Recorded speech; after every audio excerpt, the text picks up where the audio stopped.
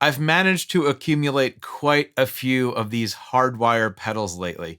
You see me work my way through the delay, the chorus, the supernatural.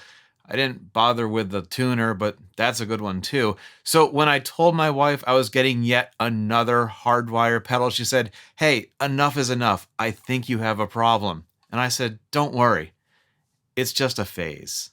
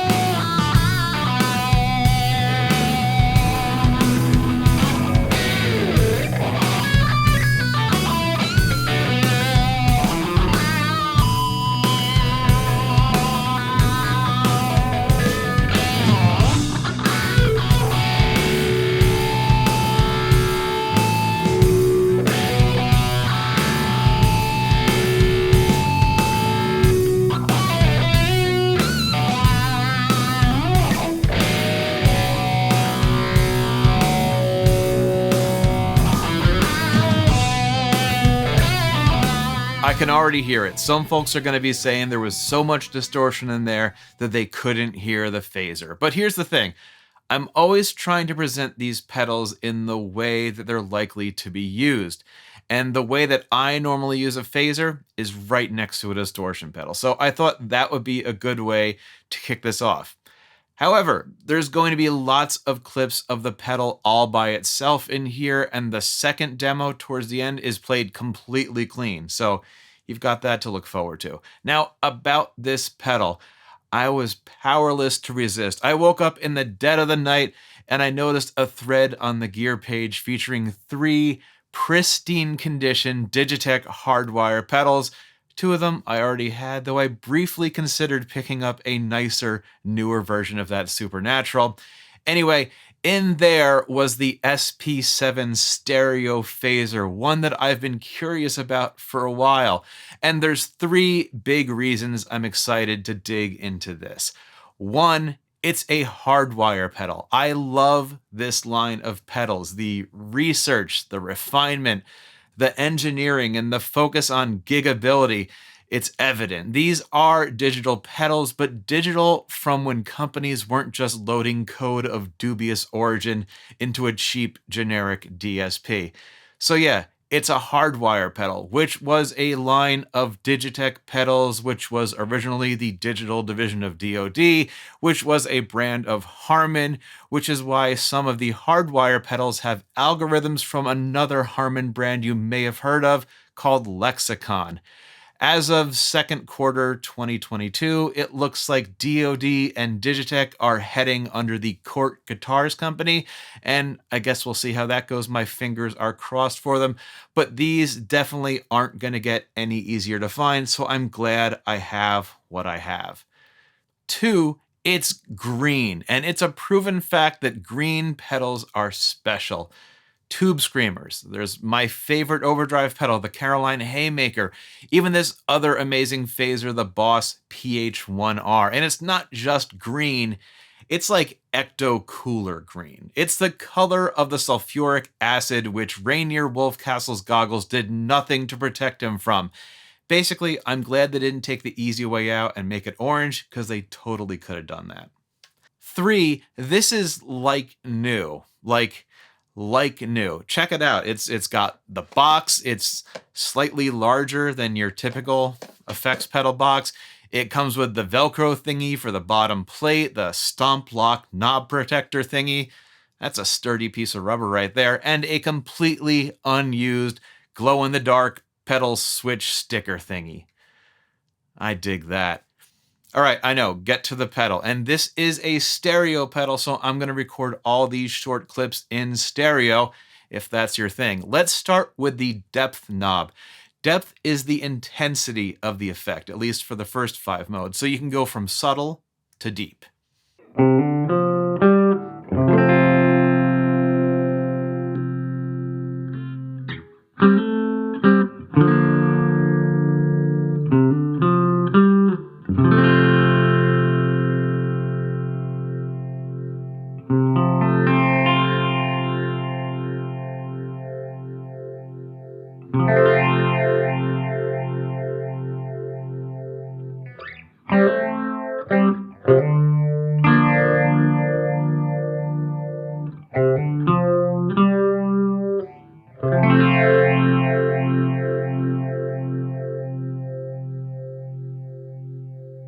The speed knob is the rate of the LFO, the low frequency oscillator, and that applies to all modes.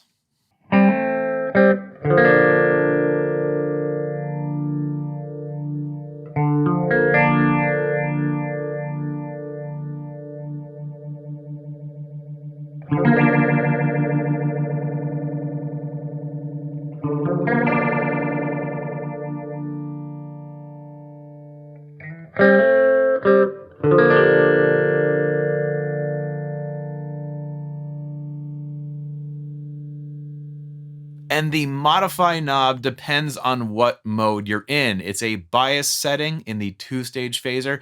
It's a feedback or resonance knob for modes 2 through 5. And it does something else for the last two, which we'll get to when we get there. Here it is doing the feedback and resonance thing.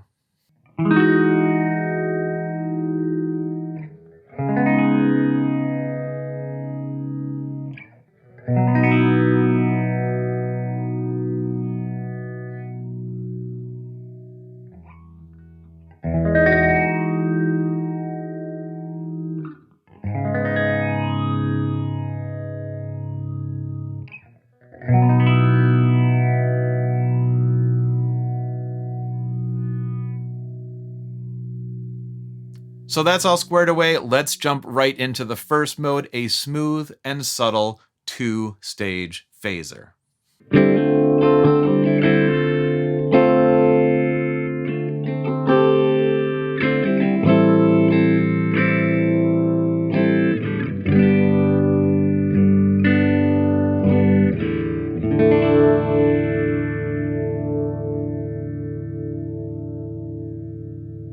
Then there's a 4-stage phaser, and that's like your more common phase 90 type of phaser.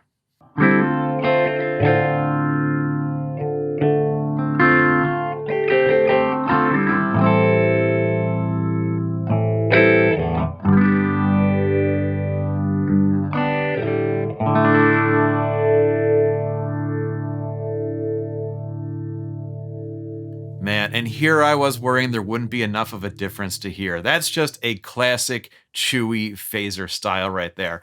Up next is modern, and this is also a 4-stage phaser, but with a slightly more pronounced voicing, which you might prefer.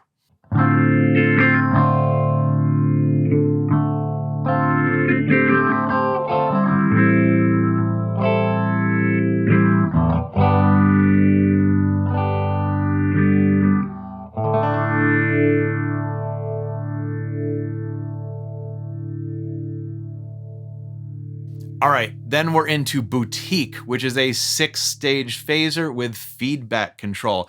I'm not really sure which phaser it might be modeled after, maybe a Moog or a Mutron. Whatever it is, I really like it, and it sounds like this.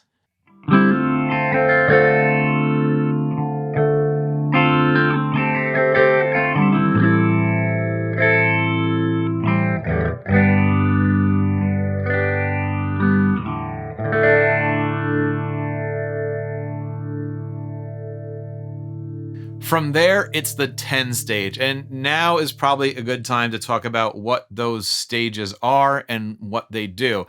I did a phaser deep dive a couple of videos back, but basically a pair of stages creates a notch in the frequencies.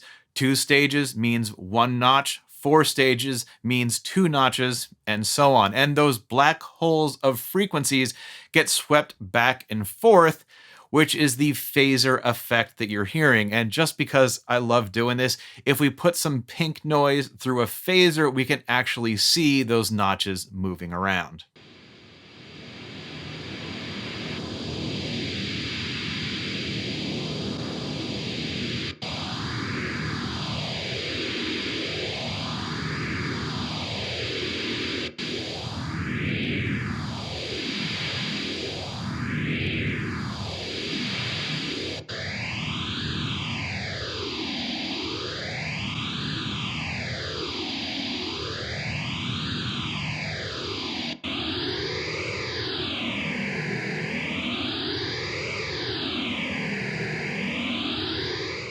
I bet you're curious what that 10-stage phaser sounds like with a guitar. Well, it's kind of like a 6-stage, but with more. Sounds like this.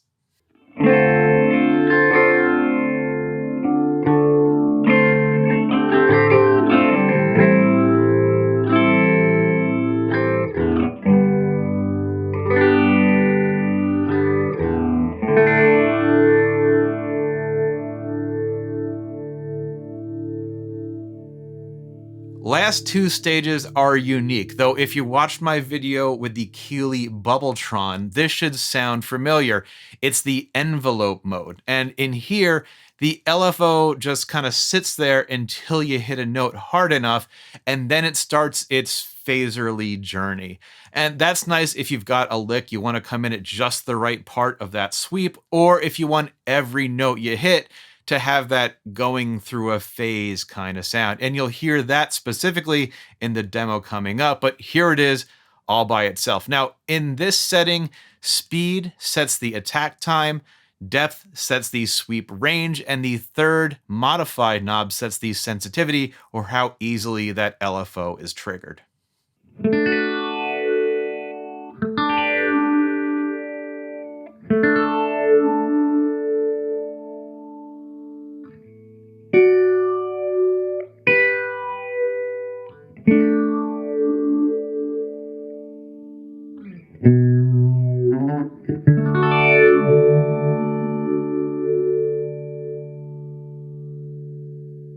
The last mode is another playing dynamics based setting, and it adjusts the depth based on the intensity of your playing.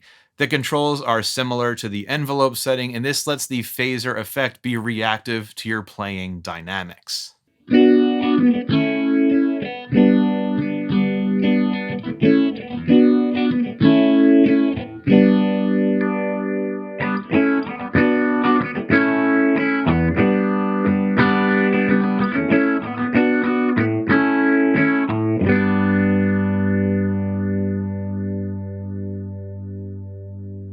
To be completely honest, I wasn't able to find much of a sweet spot for this setting, but I've seen other videos where people do, so maybe it's just me. Wouldn't be the first time. This is also a tap tempo pedal. It's a tap tempo phaser. And to do that, you hold the switch down for 3 seconds, and then you tap out the tempo that you want, just like this. Then to turn it off, you hold it down again, and then it's back to normal.